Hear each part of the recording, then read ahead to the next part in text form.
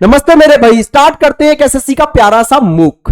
ये पहला क्वेश्चन आपकी स्क्रीन पर है ब्लड रिलेशन का, वो भी कोडेड ब्लड रिलेशन का। इसमें आपको एक इक्वेशन दी जाती है और इस इक्वेशन में एक पर्सन का रिलेशन किसी दूसरे पर्सन से फाइंड आउट करना होता है। जैसे यहां पर लिखा है based on the above how is H related to E. आपको एच का रिलेशन क्या है ई से, ये बताना है इसमें। देखो, इस क्वेश्चन को सॉल्व करने के दो तरीके, एक तो ये डायग्राम बना लो और उस डायग्राम से एच क्या लगता है ई का वो बता दो। एक दूसरा तरीका है कि इस क्वेश्चन में खुद को इन्वॉल्व करो और अपने अकॉर्डिंग रिलेशंस को बदलते हुए आंसर निकाल लो। तो खुद को इन्वॉल्व करने वाला मेथड क्या है? तो आप जैसे यहां इक्वेशन में ये कुछ कोड देख रहे हो ना, minus, star, minus, plus, divide, plus, इनको डिकोड करके ऊपर बताया गया है कि आर और टी, मान लो कोई दो पर्सन है जिनके बीच में प्लस आ गया, तो प्लस का मतलब होगा यहां पर R is the sister of T, means ये प्लस अपने से आगे वाले को सिस्टर बता रहा है। माइनस का मतलब है R is the father, star का मतलब है आर इज द वाइफ और डिवाइड का मतलब है आर इज द मदर। ये सारे के सारे जो कोड है ना, वो आर का रिलेशन बता रहे हैं, मींस अपने से आगे वाले का रिश्ता बता रहे हैं। तो जब कोड अपने से आगे वाले का रिश्ता बताएं तो आप इक्वेशन को पीछे से सॉल्व करना, और अगर कोड पीछे वाले का रिश्ता बता रहे होते तो आगे से सॉल्व करते। तो इस क्वेश्चन में हमें ये जो इक्वेशन है वो पीछे से सॉल्व करनी है। क्यों? क्योंकि कोड ने आगे वालों का रिश्ता बताया है। तो बस एच से लेकर ई तक इक्वेशन सॉल्व करो, क्योंकि एच और ई का ही तो रिलेशन जानना है। Yes sir. तो पहले आप एच का जेंडर जान लो, और एच का जेंडर बताएगा ये डिवाइड, और डिवाइड बोलता है आगे वाला पर्सन मदर है, मींस यहां एच मदर है, मींस फीमेल है। अब आप एच से ई तक इक्वेशन सॉल्व करेंगे तो एच बन जाओ आप, और अपने अकॉर्डिंग रिलेशन बदलते जाओ कि आपका जी क्या लगा, आपका एफ क्या लगा, आपका ई क्या लगा, और आंसर आ जाएगा। तो जैसे ही आप आगे बढ़े प्लस आया, और प्लस का मतलब क्या है यहां पर सिस्टर, तो ये जी आपकी सिस्टर बन चुकी है। और आगे बढ़े माइनस आया, माइनस का मतलब क्या है फादर, तो आपकी सिस्टर के फादर हैं एफ। तो आप अपने अकॉर्डिंग देखो आपके क्या लगे, सिस्टर के फादर, आपके भी फादर। आगे बढ़े स्टार आया, स्टार का मतलब है वाइफ, आपके फादर की वाइफ है ई, फादर की वाइफ आपकी क्या लगी मदर। इसका मतलब है ई जो है वो एच की मदर है। ई अगर मदर है तो एच क्या लगा होगा भाई ई का डॉटर। तो बस यही आपसे पूछा है एच का ई से क्या रिलेशन है, तो वो डॉटर है। नेक्स्ट क्वेश्चन पर चलते हैं। नेक्स्ट क्वेश्चन आपका कोडिंग डिकोडिंग का क्वेश्चन है। देखो यहां एक वर्ड दिया है और ये न्यूमेरिकल कोडिंग है, इसके लिए एक नंबर यूज किया गया है, और आप नंबर को ध्यान से देखोगे तो यहां पर बस दो डिजिट नजर आ रही है, 0 और 1। जब दो डिजिट नजर आए ना तो समझ जाइए कि इसमें सिर्फ एक ही लॉजिक लगा हो सकता है, और वो कौन सा है, वोविल और कॉन्सोनेंट वाला। वोविल के लिए कोई एक कोड यूज किया गया होगा, और दूसरा जो नंबर है तो वो आपका कॉन्सोनेंट के लिए होगा। जैसे यहां एच कॉन्सोनेंट है तो उसके लिए आ रहा है 0, ए वोविल है उसके लिए आ रहा है 1, बी के लिए 0, आई के लिए 1, टी के लिए 0, ए के लिए 1 और टी के लिए 0। मींस वोविल के लिए यहां पर क्या आया है 1 और कॉन्सोनेंट के लिए 0। सेम अप्लाई कर दो यहां पर, तो ये आपका कॉन्सोनेंट है 0 हो जाएगा, ओ वोविल है 1 हो जाएगा, एस जो है वो कॉन्सोनेंट है तो 0 0। अब कौन सा ऑप्शन है जो इस पैटर्न को फॉलो कर रहा है 0 1 0 0? तो ऑप्शन ए ही है जिसमें ये पैटर्न फॉलो हो रहा है। इसका आंसर ऑप्शन ए हो जाएगा। चलते हैं नेक्स्ट क्वेश्चन की ओर। नेक्स्ट क्वेश्चन आपके सामने ये रहा, ये नंबर एनालॉजी का क्वेश्चन है। ये आपसे कह रहा है following a certain logic if 36 is related to 9 and 100 is related to 73। मतलब किसी भी एक लॉजिक को फॉलो करके जैसे 36 9 से रिलेट कर रहा है वैसे ही 100 73 से रिलेशन में जुड़ा हुआ है, और आपको फाइंड आउट करना है कि 225 का रिलेशन किससे होगा। तो सबसे पहले अगर हम इन दो नंबरों को देखो तो दिमाग में क्या आएगा कि ये 9 में 4 से मल्टीप्लाई करने पर बन सकता है 36, लेकिन यहां तो 4 से मल्टीप्लाई करके नहीं बन पा रहा, ये लॉजिक नहीं है। तो अब और क्या सोचे, तो देखो नंबर बहुत पास पास के हैं। जब नंबरों में बहुत ज्यादा गैप ना हो तो आप डिफरेंस ले लो। तो जब यहां डिफरेंस लिया तो कितने का आ गया 27 का।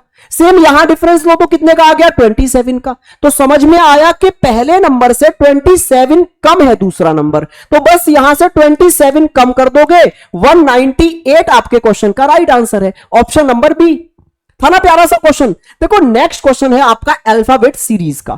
इसको क्वेश्चन को सॉल्व करने का सबसे बेस्ट तरीका यह है, आप चेक करो इस सीरीज में कितने अल्फाबेट हैं टोटल, और फिर उसको बराबर बराबर पार्ट में ब्रेक कर दो। तो कितने अल्फाबेट है काउंट करो भाई, 1 2 3 4 5 6 7 8 9 10 11 12 13 14 15 16 17 18 19 20 21 21 है, तो आप 7 7 में ब्रेक कर दो। तो यहां से 7 में ये ब्रेक हो गया, फिर यहां से यहां तक ब्रेक हो गया। ये 3 पार्ट्स में ब्रेक हो चुका है। और देखो ये जो तीनों पार्ट है ना वो आपस में आपको एकदम सेम नजर आ रहे हैं, तीनों पार्ट सेम है। देखो 2C यहां, 2C यहां, तो 2C यहां हो सकते हैं। C के बाद B तो यहां आ गया, फिर EAA, EAAM, ये पैटर्न बन गया CCBEAAM, CCBEAAM, CCBEAAM। तो जो मिसिंग अल्फाबेट रहे वो है CEABMBAA, जो कि ऑप्शन ए में हमें नजर आ रहे हैं। बड़ा सिंपल होता है ये क्वेश्चन। आइए नेक्स्ट क्वेश्चन पर चलते हैं। नेक्स्ट क्वेश्चन है नंबर सीरीज का। देखो नंबर सीरीज के क्वेश्चन बहुत ज्यादा टफ नहीं पूछे जाते आपके एग्जाम्स में, ठीक है। बस आपको पैटर्न पहचानना है, और पैटर्न जिसने भी पहचान लिया समझ जाइए उसका 90% काम तो वहीं पर खत्म हो गया। तो पैटर्न को पहचानने के लिए आपको छोटी छोटी बातों पर ध्यान रखना है कि ये डिफरेंस वाली सीरीज है, मल्टीपल सीरीज है, स्क्वायर क्यूब सीरीज है, अल्टरनेट सीरीज है, कौन सी सीरीज है, ये पहचानने के लिए छोटी छोटी बातों पर ध्यान देना होता है। जैसे यहां आपने देखा कि ये 14 से 158 अचानक से काफी जंप लगाया सीरीज ने, लेकिन एंड में जरा देखना ये 300 की रेंज में ही 3 नंबर आ रहे हैं, मतलब बहुत स्लो स्लो इंक्रीज हो रही है। अब तो फिर जब कोई भी सीरीज बहुत धीरे धीरे बढ़ती है तो वो डिफरेंस सीरीज होती है। तो यहां नंबर्स के बीच का डिफरेंस ले लो आप, ये 14 और 158 का डिफरेंस लोगे तो कितना आ गया 144। ऐसे 158 और 258 का डिफरेंस लोगे तो यहां पर 100 नजर आ रहा है। अच्छा इसका डिफरेंस लेंगे तो कितना आ रहा है भाई हमको देखने में, ये तो यहां पर आ रहा है 64। बस ये जो डिफरेंस लेने के बाद नंबर आए वो क्लियर आपको नजर आ रहे हैं कि ये तो सर स्क्वायर है, ये 12 का स्क्वायर है, ये 10 का स्क्वायर है, ये मेरे भाई आपका 8 का स्क्वायर है। मींस दो दो नंबर कम होते जा रहे हैं, 12, 10, 8। तो अगला डिफरेंस जो होगा ना वो 6 का स्क्वायर मतलब 36 का डिफरेंस यहां होना चाहिए। तो अगला नंबर 322 से आपका 36 ज्यादा होना चाहिए, जो कि हो जाएगा 358, जो कि ऑप्शन बी में हमें नजर आ रहा है। नेक्स्ट क्वेश्चन पर आगे बढ़ते हैं। नेक्स्ट क्वेश्चन हमारी स्क्रीन पर ये रहा, और ये नंबर एनालॉजी का क्वेश्चन है। यार बड़ा ही सिंपल सा है, देखते ही लॉजिक समझ में आ गया कि सर ये तो सीधे सीधे स्क्वायर है, ये 4 का स्क्वायर है और ये 6 का स्क्वायर है, मतलब पहले नंबर और दूसरे नंबर में 2 का डिफरेंस है। जैसे यहां ये 8 का स्क्वायर है और ये 10 का स्क्वायर हो गया, तो यहां अगर ये 5 का स्क्वायर है तो आगे 7 का स्क्वायर होना चाहिए 2 के डिफरेंस पर। तो 7 का स्क्वायर मींस 49 आपके क्वेश्चन का राइट आंसर हो जाएगा। नेक्स्ट क्वेश्चन पर आगे बढ़ते हैं। नेक्स्ट क्वेश्चन आपकी स्क्रीन पर ये रहा मेरे भाई, ये क्वेश्चन आपका है डिक्शनरी ऑर्डर का। इसमें अल्फाबेटिक ऑर्डर में आपको अरेंज करने होते हैं ये सारे जो वर्ड आपको दिए गए हैं। आइए जी अरेंज करते हैं। तो देखो अल्फाबेटिक ऑर्डर में अरेंज करने के लिए आपको एक चीज पता होनी चाहिए, जहां तक अल्फाबेट्स कॉमन रहते हैं ना वहां तक हम डिसाइड नहीं कर सकते कौन पहले आएगा कौन बाद में। तो इसमें जितने भी कॉमन है उनको हटाते जाओ। जैसे सभी वर्ड्स में एक चीज कॉमन है, GLOB GLOB GLOB GLOB GLOB, तो यहां तक तो आप डिसाइड नहीं कर सकते थे। इसके बाद में कॉमन होना बंद हो गया तो वहां से डिसाइड होना स्टार्ट हो जाएगा। ये E, ये A, ये U, ये A, ये E। तो E A U A E में से ये U वाला जो वर्ड है ना वो सबसे आखिरी में आएगा, तो ये तीसरा वर्ड सबसे आखिरी में आना चाहिए। तो ऑप्शन चेक करो, तो यहां तीसरा आखिरी में नहीं है, यहां भी नहीं है, 2 ऑप्शन एलिमिनेट हो गए। अब ये 2 बचे ऑप्शन, तो इनमें आपस में कंपैरिजन करो। ये बोल रहा है सेकंड लास्ट पर सेकंड वर्ड आएगा और ये बोल रहा है सेकंड लास्ट पर फर्स्ट वर्ड आएगा, तो दूसरे और पहले में से कौन बाद में आने वाला है ये चेक करो। सेकंड और थर्ड में, फर्स्ट और सेकंड में से कौन आपका लास्ट में आने वाला है। तो ये ई से स्टार्ट था मान लो और ये ए वाला था, तो ई वाला जो है ना ये आखिरी में आएगा। तो ये जो पहला वर्ड है वो बाद में नजर आएगा, तो ये पहला वर्ड जो है इसमें आखिरी में नजर आ रहा है, यही आपका ऑप्शन सी। तो इन क्वेश्चनों को करने का सही तरीका यह है कि जैसे ही आप यहां पर इनका अल्फाबेटिक ऑर्डर चेक कर रहे हैं तो या तो सबसे पहला आपको मिल जाएगा या सबसे आखिरी आपको मिल जाएगा। तो पहले और आखिरी को मिलते ही आप ऑप्शन पर आ जाया करो और वहां से फिर ऑप्शन से एलिमिनेशन से सॉल्व किया करो, जल्दी सॉल्व होगा। नेक्स्ट क्वेश्चन पर आते हैं। ये आपका अल्फाबेट सीरीज का क्वेश्चन है, यहां पर आपको 3 वर्ड दिए और नेक्स्ट वर्ड आपसे पूछा है। तो देखो भाई यहां से मैं अगर पहले वर्ड के पहले लेटर से दूसरे वर्ड के पहले लेटर पर जाता हूं तो ए से सी पर +2 हो रहा है, ऐसे ही सी से ई पर भी +2 हो रहा है, तो ई से +2 करेंगे तो आगे यहां पर जी आएगा, तो जी से तो सर सारे स्टार्ट हो रहे हैं। अब दूसरे वाले लेटर को देखो, जी से ई पर आए तो यहां -2 हो रहा है, ई से सी पर -2, तो अब सी से -2 करेंगे तो यहां ए आएगा, तो जी ए सर सिर्फ सी ऑप्शन में है, तो यही हमारा राइट आंसर हो जाएगा। नेक्स्ट क्वेश्चन पर आते हैं। ये हमारा आ गया वर्ड एनालॉजी का क्वेश्चन है। स्मार्ट और इंटेलिजेंट, देखो आपसे क्या पूछा है, उसका चयन करें जो सेम रिलेशन नहीं शो करता, जो इसी रिलेशन में नहीं जुड़ा हुआ जिसमें ये दोनों हैं। तो यहां ये दोनों तो कैसे सिनोनिम है सर, एक दूसरे के समान अर्थ बताने वाले हैं। तो इनमें से कौन सा ऑप्शन ऐसा है जो सेम अर्थ नहीं दर्शा रहा है? तो अगर आप इसको देखेंगे ना तो निम्बल और स्लोगिस, ये मेरे भाई फुर्तीला और सुस्त, ये दोनों अपोजिट हो जाते हैं। निम्बल मीन्स फुर्तीला, और मेरे भाई यहां पर आप देखोगे स्लोगिस मीन्स होता है सुस्त, जो आराम से काम करता हूं। ये तो अपोजिट हो गए, जबकि यहां पर ये दोनों सिनोनिम्स थे। तो यही आपका ऑड हो गया है एक तरह से, ये इस रिलेशन को शो नहीं कर रहा। नेक्स्ट क्वेश्चन पर आइए। ये आपका ऑड वन आउट का क्वेश्चन है। यहां पर दो दो नंबरों का पेयर आपको दिया है और आपको ऑड पेयर चुनना है। तो देखो इनमें से कौन सा ऑड है। अगर आप बी को देख रहे हैं तो आपको सीधे सीधे दिख रहा है सर ये तो 8 गुना है, सीधे सीधे 8 गुना नजर आ रहा है, बाकी कोई भी 8 गुना नजर नहीं आ रहा, तो यही ऑड होना चाहिए। लेकिन ऑड की एक तरीका है, ऑड तब माना जाता है जब बाकी के तीनों ऑप्शन किसी और रूल को फॉलो कर रहे हो। तो बाकी के तीनों में देखो क्या रूल लग रहा है। तो अगर मैं इसको देखूंगा तो ये लगभग इसके 8 गुना हो रहा है भाई। अगर इसका मैं 8 गुना कर दूंगा तो ये हमारे पास 208 हो जाएगा। Yes sir. तो इसको अगर मैं 8 गुना करता हूं और 3 जोड़ देता हूं तो ये बन जाएगा। सेम यहां पर अगर मैं 8 गुना करता हूं और फिर 3 जोड़ देता हूं तो ये बात बन जाएगी। ऐसे ही 24 का अगर मैं 8 गुना करता हूं तो 192 होता है और उसमें 3 जोड़ दूंगा तो 195 हो जाएगा। मींस ये तीनों एक रूल को फॉलो कर रहे हैं कि 8 से मल्टीप्लाई करो और 3 जोड़ दो तो सेकंड वाला नंबर बन जाएगा, जो कि ऑप्शन बी ने फॉलो नहीं किया, इसलिए ये ऑड है। नेक्स्ट क्वेश्चन पर आइए। मैथमेटिकल ऑपरेशन का क्वेश्चन है। देखो इसमें कोई से 2 सिंबल चेंज करने हैं आपको जिससे ये इक्वेशन सेटिस्फाई हो जाए। तो देखो इसमें जो डिवाइड है ना वो आपकी काफी हद तक मदद करता है कि डिवाइड अगर पूर्ण रूप से सॉल्व नहीं हो रहा है तो इक्वेशन सेटिस्फाई नहीं हो पाएगी, बराबर में कंप्लीट नंबर नहीं आ पाएगा। लेकिन सर हमारा डिवाइड जो है ना वो अभी तो सॉल्व हो रहा है, तो मैं चाहता हूं कि डिवाइड के साथ छेड़खानी ना हो तो ज्यादा बेहतर है, क्योंकि अगर हम इसके साथ छेड़खानी करेंगे तो कुछ ना कुछ चेंज जरूर आ जाएंगे। तो ये वाला ऑप्शन तो नहीं होना चाहिए, क्योंकि डिवाइड की जगह अगर माइनस और माइनस की जगह डिवाइड लाऊंगा तो यहां डिवाइड लाऊंगा तो 18 में 23 से कैसे डिवाइड कर पाऊंगा, तो ये तो नहीं होगा। अब बाकी देखो ये प्लस और मल्टीप्लाई को चेंज करने की बात कर रहा है, तो यहां प्लस और यहां मल्टीप्लाई लाने की बात कर रहा है। तो जरा देखना आप 7 से डिवाइड करेंगे कितने टाइम्स चला जाएगा ये आपके पास में 65। और अब जरा देखो मुझे लग रहा है ये बिल्कुल नहीं होगा। क्यों? क्योंकि 65 का अगर 28 में मल्टीप्लाई करोगे तो बहुत बड़ी वैल्यू आ जाएगी, जबकि हमें 377 ही लाना है बस, तो ये भी नहीं हो सकता। अच्छा इसको ट्राई करके देखो, यहां माइनस की जगह मल्टीप्लाई और मल्टीप्लाई की जगह माइनस करेंगे आप तो क्या होगा। तो जरा इसमें यहां से डिवाइड किया हमने, ये कितना आया था 65 आया था। अच्छा 18 का 23 में अगर हम मल्टीप्लाई करेंगे तो कितना आ जाएगा, 18 3 कितना हो जाएगा 54 और 18 2 हो जाएंगे आपके 36 और 5 ये हो गया 414। अब इसमें से 65 माइनस करने हैं और 28 ऐड कर देने, तो ये आपके सामने 377 बनकर आ रहा है। बिल्कुल सही है सर, ऑप्शन बी से चेंज करने पर आंसर सॉल्व हो गया। नेक्स्ट क्वेश्चन पर आते हैं। ये देखो ये भी आपका नंबर एनालॉजी का क्वेश्चन है। इस पूरी लैंग्वेज के चक्कर में ना पड़े, ये हर क्वेश्चन की सेम होती है और इसका मतलब सिर्फ इतना होता है कि आप कोई भी operation multiply, divide, addition, subtraction कुछ भी करने जा रहे हैं वो कंप्लीट नंबर पर करेंगे, उसकी किसी सिंगल डिजिट पर नहीं करेंगे। और हमेशा ये एग्जाम्पल भी 13 लेता है कि 13 में गुणा नहीं करना है किसी से, मतलब 13 की डिजिट लेकर एक में अलग ऑपरेशन लगाएं और 3 में अलग ऑपरेशन लगाएं, ऐसा नहीं करना होता है।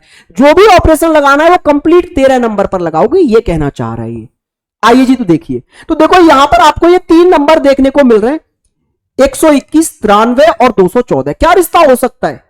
बस देखो सिंपल सी बात है, मैंने एक चीज सबसे पहले नजर में डाली कि इन दोनों को जैसे मैंने जोड़ा 3 और 1 यूनिट डिजिट से, यहां 4 होता हुआ नजर आया, तो मेरे दिमाग में आया कि इन दोनों को जोड़ दूं ना, जोड़ने से हो सकता है। बिल्कुल सर, तो जब हमने 121 और 93 जोड़ा तो वो 214 हो गया। सेम यहां पर देखो आप 115 में जब आप 87 जोड़ोगे तो वो 202 हो जा रहा है। लॉजिक समझ में आ गया कि पहले 2 नंबर जुड़कर तीसरा नंबर बना रहे हैं। ऐसे ही देखिए आप किसी ऑप्शन में ऐसा नजर आ रहा है, यूनिट डिजिट से ही देख लो, 7 और 5 9 नहीं होंगे सर, ये 9 और 4 नहीं हो रहा सर। यहां देखो भाई 7 और 2 9, ठीक है। तो सर 97 को अगर हम 112 में जोड़ेंगे बात बन गई, ऑप्शन डी सही है। देखो आपके एग्जाम में दोस्त बहुत इजी लॉजिक आते हैं, कोई तूफानी लॉजिक नहीं आते, इस बात को दिमाग में रख लेना कि बहुत इजी ही लॉजिक आते हैं आपके एग्जाम में। नेक्स्ट क्वेश्चन पर आते हैं दोस्त, ये भी आपका नंबर एनालॉजी का क्वेश्चन है, वो पूरी लैंग्वेज वही है 13 को एग्जाम्पल लेकर, तो इसे इग्नोर करिए। यहां पर 2 पेयर है लेकिन यहां 4 नंबरों के पेयर हैं, तो आप यहां पर रिलेशन बनाओ इनमें क्या हो सकता है। तो मैं यहां 10 से अगर 12 को देखूं तो सर ये 2 बढ़ता हुआ नजर आ रहा है। सेम यहां अगर मैं 12 से 14 को देख रहा हूं तो सर ये भी 2 बढ़ता हुआ नजर आ रहा है।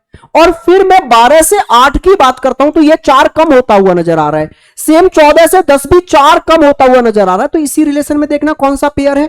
यहां पर सर 11 से 13 2 बढ़ गए और 13 से 9 4 घट गए, ये फॉलो कर रहा है। बाकी को देखना जरा, सर यहां तो 2 बढ़ने की जगह 2 घट गए पहले ही, तो ये गलत। सर यहां 2 बढ़े और यहां 4 घटे नहीं 4 और बढ़ गए सर, तो ये भी नहीं है। 15 से 13 सर यहां भी 2 घट गए, तो बस ऑप्शन नंबर ए ही है जो इस रूल को फॉलो कर रहा है। नेक्स्ट क्वेश्चन पर आते हैं दोस्त। नेक्स्ट क्वेश्चन है आपका पेपर कटिंग एंड फोल्डिंग का। तो देखो इसमें ना पेपर को फोल्ड किया गया है फिर कट किया गया है। आपको एक चीज समझनी होगी कि यहां जो पेपर को फोल्ड किया जाता है ना, तो वो फोल्ड मिरर इमेज का काम करता है।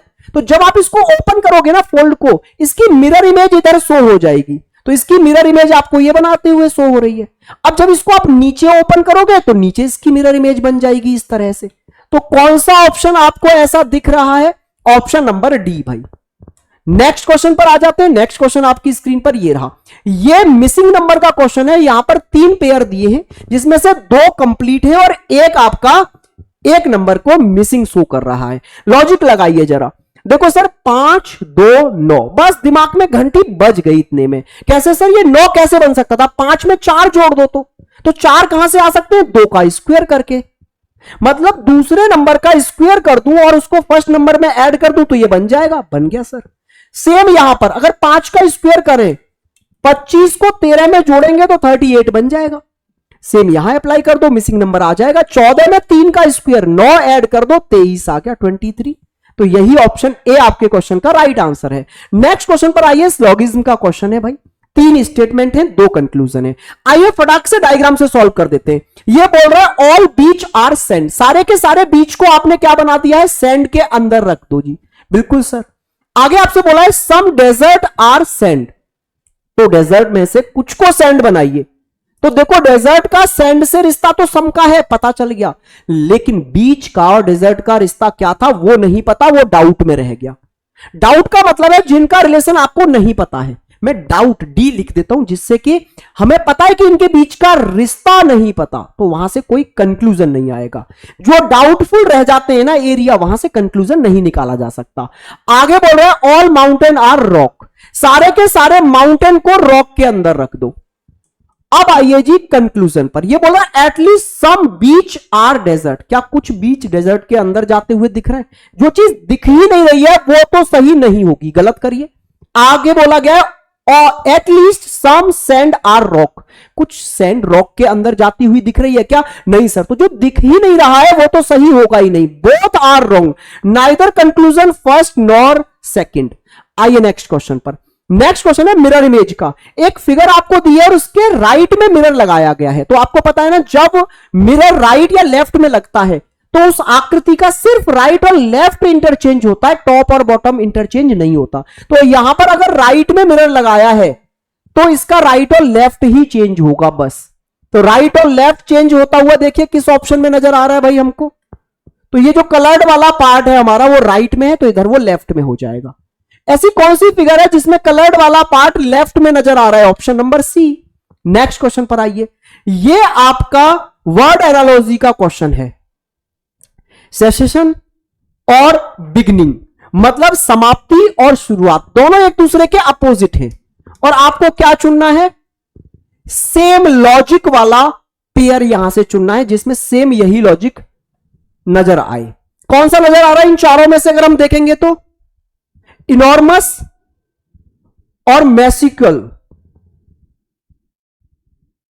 बिल्कुल सर यही है आपका। विशाल और नगण्य, यही एक दूसरे के अपोजिट है। बाकी सब तो कैसे हैं? सिनोनिम है एक दूसरे के।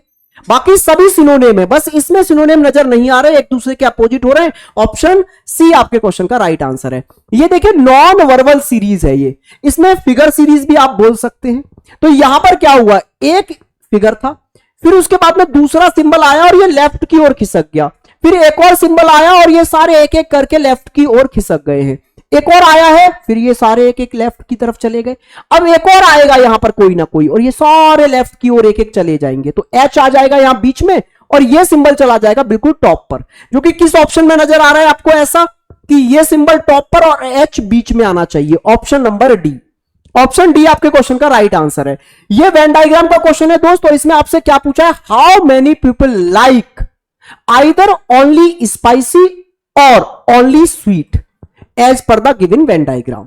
आइए देखो, वेन डायग्राम में तीन आपको सर्कल दिखाई दे रहे हैं, एक स्वीट का है, एक स्पाइसी का है और एक सोर का है, और आपको चाहिए या तो सिर्फ स्वीट पसंद करता हो या सिर्फ स्पाइसी। तो सिर्फ स्पाइसी वाले हो गए 65 65 और सिर्फ स्वीट वाले हो गए जी 55। इन दोनों को ऐड कर दो, दोनों में से कोई सी भी चीज पसंद करेगा वो चलेगा, तो दोनों को ऐड करके टोटल कंडीशन आ गई जी 120 ऐसे हैं जो हमारी कंडीशन को फॉलो कर रहे हैं, जिसमें से 65 ऐसे हैं जिनको सिर्फ स्वीट आपका स्पाइसी पसंद है और 55 ऐसे हैं जिनको सिर्फ स्वीट पसंद है। आइए जी, तो ऑप्शन नंबर ए क्वेश्चन का राइट आंसर हो गया। यह है फिगर कंप्लीशन का क्वेश्चन। इसमें क्या है, फिगर का एक पार्ट मिसिंग है, तो वो पार्ट जो यहां से मिसिंग है वो किस ऑप्शन में नजर आ रहा है। देखो इस तरह से आपको यहां नजर आता हुआ दिखेगा। इसमें आप देख रहे हो ना, ये जो सर्कल है उसमें एक पार्ट व्हाइट, एक ब्लैक, एक व्हाइट, एक ब्लैक, एक व्हाइट, एक ब्लैक, तो ये वाला ब्लैक होना चाहिए बस। इस तरह से देखिए कि ऊपर कॉर्नर में ब्लैक होना चाहिए और ये लाइन कंप्लीट यहां तक आनी चाहिए, ये नहीं है। इसमें दोनों ही ब्लैक हो गए, इसमें भी दोनों ब्लैक हो गए, ऑप्शन ए राइट आंसर हो गया इस क्वेश्चन का। ये सिटिंग अरेंजमेंट का क्वेश्चन है, बहुत प्यारा सा क्वेश्चन है। थोड़ा सा इसको मैं छोटा करूंगा जिससे मुझे स्पेस मिले। देखो सिटिंग अरेंजमेंट के क्वेश्चन करने के लिए अप्रोच आपको आनी चाहिए। जैसे मैं क्वेश्चन को पढ़ूंगा और सॉल्व करूंगा सेम आप वैसे करोगे तो कभी भी एक से ज्यादा डायग्राम नहीं बनेगा और कोई कंफ्यूजन नहीं होगा। आइए देखो क्या कहा गया यहां पर, 8 फ्रेंड जिनके नाम दिए गए हैं आपको, ठीक है, are sitting around the circular table facing the centre. पहली लाइन में आपको बेसिक बेसिक बातें बता दी जाती हैं कि टोटल कितने पर्सन है, उनका अरेंजमेंट कैसा है, सर्कुलर है, लीनियर है या कोई अदर अरेंजमेंट है, और उनके फेस कहां है। तो आपको बोला है सर्कल में बैठेंगे वो 8 पर्सन है और सबके फेस सेंटर की ओर रहेंगे। तो आप क्या करो, बेसिक डायग्राम ड्रॉ कर लो। जितने पर्सन है ना सर्कल में उतनी सीटें फिक्स कर लो। 8 पर्सन है तो 8 सीटें फिक्स कर लो और सभी के फेस सेंटर की ओर है, तो राइट और लेफ्ट भी क्लियर कर लो। तो आप उस व्यक्ति को पकड़ो इनमें से जो ऊपर की ओर देख रहा है। तो ये व्यक्ति है जो ऊपर की ओर देख रहा है, ऊपर देखने वाले व्यक्ति का राइट हमारा राइट और हमारा लेफ्ट इसके सेम राइट और लेफ्ट को शो करते हैं। ऊपर देखने वाले व्यक्ति के राइट और लेफ्ट हमारे राइट और लेफ्ट के अकॉर्डिंग होते हैं। तो हमारा राइट इधर है, इसका राइट भी इधर है, तो पॉइंट लगा दो भाई यहां पर। फिर एक साइड छोड़कर यहां पॉइंट रखो, एक साइड छोड़कर यहां पॉइंट, एक एक साइड छोड़ते जाओ और पॉइंट रखते जाओ। इससे राइट और लेफ्ट क्लियर हो गए। अब आपको राइट और लेफ्ट में कोई कंफ्यूजन नहीं होगा, जिधर पॉइंट है उधर राइट, जिधर पॉइंट नहीं है उधर लेफ्ट। अब देखो इसमें पहला स्टेटमेंट क्या बोला गया है, पहला स्टेटमेंट इसमें बोला गया है Abhishek is the immediate neighbour of Naman. Abhishek Naman का पड़ोसी है। अच्छा आप मुझे यह बताइए क्या यह डेफिनेट स्टेटमेंट है या फिर इसमें पॉसिबिलिटी बन रही है, कोई डाउट रह गया। हाँ जी सर डाउट रह गया, पड़ोसी तो है लेकिन लेफ्ट में आएगा या राइट में ये नहीं पता। तो जिस स्टेटमेंट में डाउट रह जाए उसे डायग्राम पे मत बिठाओ, उसे साइड में लिख दो। तो इस बात को मैं साइड में लिख दे रहा हूं कि अभिषेक और नमन जो है ना वो पड़ोसी है, मीन साथ में बैठेंगे। साथ में लिख के राइट टिक लगा दिया। डायग्राम पे आप तभी बिठाओ जब एकदम डेफिनेट स्टेटमेंट मिले जिसमें कोई पॉसिबिलिटी ना हो, कोई डाउट ना हो। जैसे आगे आपसे क्या बोला गया है, Minali is the second to the right of Sally. Minali जो है ना वो सैली के राइट में सेकंड प्लेस पर है, ये एकदम डेफिनेट है। तो मान लो अगर सैली यहां पर बैठी है तो इसके राइट में जिधर पॉइंट लगा हुआ है राइट में एक और एक दूसरे पर यहां पर कौन आएगी, मिनाली। अब आपसे बोला गया there are only 2 person between Sally and Naman. Sally और नमन के बीच में 2 व्यक्ति हैं। तो सर इसकी तो 2 संभावनाएं, 2 पॉसिबिलिटी हैं कि सैली के राइट में 2 छोड़ के नमन यहां आ सकता है या फिर सैली के लेफ्ट में 2 छोड़ के नमन यहां आ सकता है। बिल्कुल सर। अब जिसमें पॉसिबिलिटी बन गई ना तो उसे साइड में लिख लो आप। सैली और नमन के बीच में दो व्यक्ति आने वाले हैं। आगे पढ़िए, आगे क्या बोला गया है आपसे? आगे बोला गया है Ankita and Vineet are immediate neighbour. Ankita और विनीत जो है ना, अंकिता और विनीत बिल्कुल पड़ोसी हैं, नेबर हैं। आगे बोल रहा है Akshay and Abhishek are also immediate neighbour. Akshay और अभिषेक भी नेबर हैं, तो अक्षय और अभिषेक भी नेबर रहेंगे, पड़ोसी रहेंगे एक दूसरे के। अभी इनमें से किसी की भी पोजीशन फिक्स नहीं है, इसलिए मैं साइड में लिखता जा रहा हूं। आगे बोला गया है आपसे यहां पर Pratima is the third to the left of Abhishek. Pratima जो है वो अभिषेक के लेफ्ट में तीसरे, लेफ्ट मींस इधर तीसरे स्थान पर आने वाली है प्रतिमा। सर अभी किसी भी व्यक्ति की यहां डेफिनेट पोजीशन फिक्स नहीं हुई है, इसलिए हमें साइड में लिखने पड़ रहे हैं ये सारे स्टेटमेंट। आगे बोला Naman is the third to the left of Vineet. Naman जो है ना वो विनीत के लेफ्ट में तीसरा है। अब यहां से बात बनेगी कैसे सर? क्योंकि नमन को लेकर मेरे पास दो पॉसिबिलिटी थी, लेकिन इसने बोला है नमन जो है वो विनीत के लेफ्ट में तीसरा होना चाहिए। तो आप अगर चाहते हैं नमन यहां बैठे तो फिर आपको विनीत यहां बिठाना पड़ेगा, क्योंकि विनीत के लेफ्ट में एक, दो, तीसरे पर होना चाहिए नमन। यस सर, लेकिन ऐसा तो पॉसिबल नहीं है, यहां तो विनीत आ नहीं सकता। यहां तो कौन है? सैली है। तो जब यहां सैली है और विनीत यहां नहीं आएगा तो फिर पक्का है कि नमन यहां नहीं आएगा, क्योंकि नमन को तो विनीत के लेफ्ट में तीसरे पर बैठना है साहब। तो यहां विनीत नहीं आया तो फिर यहां नमन नहीं आया। अब नमन की पोजीशन फिक्स है, नमन यहां होगा और विनीत फिर यहां रहेगा। विनीत के लेफ्ट में एक, दो, तीसरे पर नमन रहेगा। देखो आपका सारा डेटा अब अरेंज होने के लिए तैयार है, क्योंकि नमन आ गया तो नमन के पड़ोस में अभिषेक आएगा, तो इधर वाली साइड में तो नहीं आ सकता, अभिषेक यहां आएगा। और अभिषेक के पड़ोस में आपका अक्षय आएगा, तो वो अक्षय यहां पर आ गया। अब अक्षय के पड़ोस में कौन था? विनीत। ठीक है, ये वाली बात अंकिता के पड़ोस में था ना विनीत, तो अंकिता आ गई जी विनीत के पड़ोस में। ये अंकिता है विनीत के पड़ोस में यहां पर। एक स्टेटमेंट और था ना, अभिषेक के लेफ्ट में तीसरे पर प्रतिभा है, तो अभिषेक यहां है, इसके लेफ्ट में एक, दो, तीसरे पर प्रतिभा आ गई। सब कुछ अरेंज हो गया। अब आपसे क्या पूछा है? How many person are sitting between Pratima and Vineet when counting is clockwise direction from Pratima. Pratima से काउंटिंग स्टार्ट करनी है और क्लॉकवाइज करनी है, तो प्रतिमा और विनीत के बीच में कितने? तो प्रतिमा से क्लॉकवाइज काउंटिंग करोगे तो प्रतिमा और विनीत के बीच में दो ही पर्सन है। 2 पर टिक करो और आंसर आ जाएगा।